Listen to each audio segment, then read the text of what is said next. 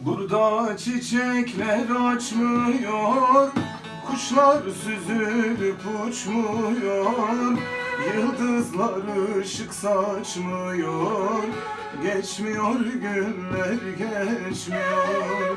Burada çiçekler açmıyor, kuşlar süzülüp uçmuyor, yıldızlar ışık saçmıyor, geçmiyor günler geçmiyor.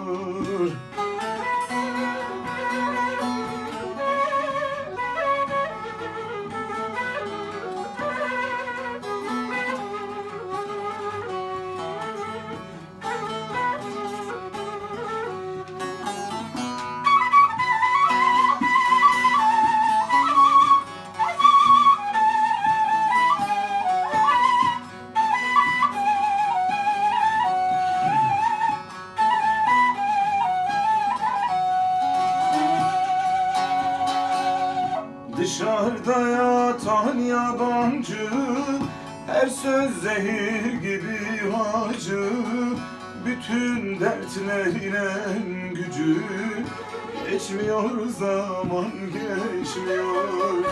Dışarıda yatan yabancı, her söz zehir gibi acı, bütün dertlerine gücü, geçmiyor vakit geçmiyor.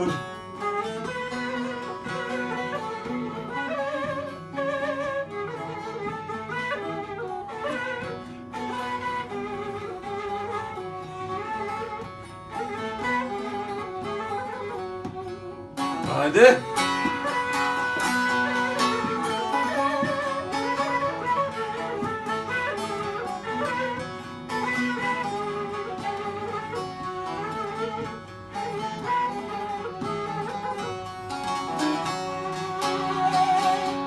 Avluda volta vururum, kah düşünür otururum, türlü hayaller görürüm, geçmiyor zaman geçmiyor.